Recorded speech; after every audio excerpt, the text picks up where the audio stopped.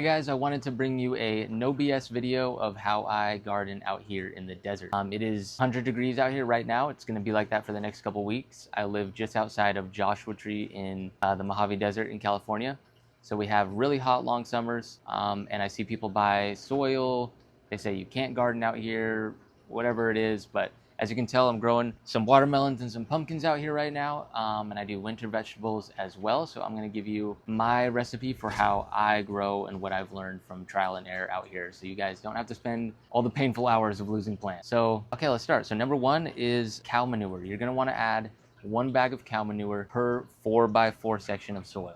That's going to add organic matter back into the soil. We have basically zero organic matter. This texture is good. It's a sandy loam, which is really good for most plants, like ideal. So you just need to add the organic matter back, and that will help add a little bit of fertilizer, but as well just for moisture retention. The soil out here, once the organic matter is gone, gets really hydrophobic, and you'll go to water the ground and it just rolls right off. So that's going to be your first thing, is 1 bag of soil per 4x4. Mix that in. You're going to want to add a handful of this, 1 handful per 4x4 square foot. Or what do I want to say there? I guess if it's 4x4, it's 16 square feet. There you go.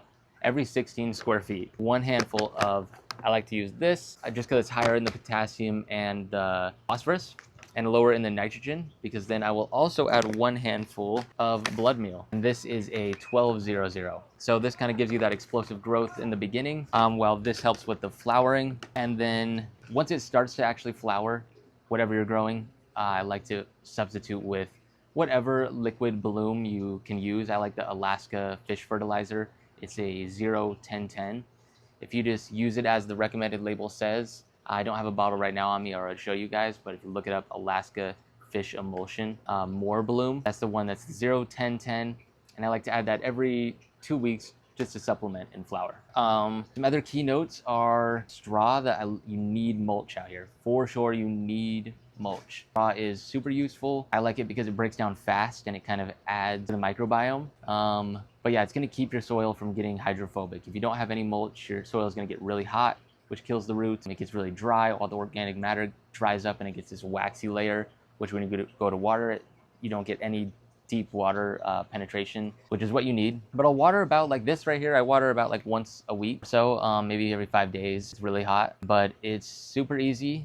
You can also add some of this I have over here, gypsum. If you're using tap water, like city water, this is pretty good to add a handful per 16 square feet, or even more, 2 handfuls, honestly. You can't really overdo it with this. You can add a lot, but it replaces the sodium in the tap water with calcium. So you kind of get better calcium in the soil, and that allows, prevents actually, my bad, blossom end rot and other calcium deficiencies. Yeah, that's pretty much all I do. You're gonna want shade, 40, 50, or 70%. On majority of your plant, you're gonna wanna do 1 bag of cow manure per 16 square feet, 1 handful of tomato fertilizer per 16 square feet, 1 handful of the blood meal.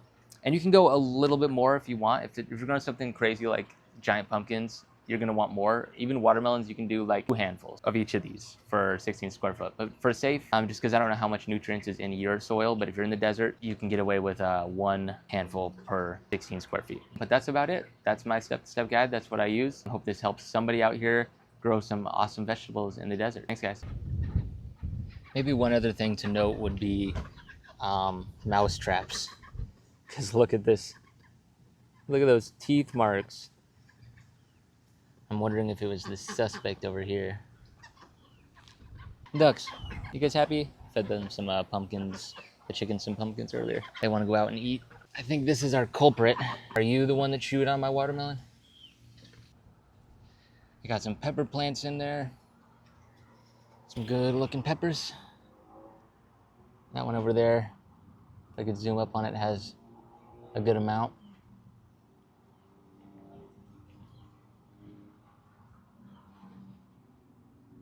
Got ladybugs in there.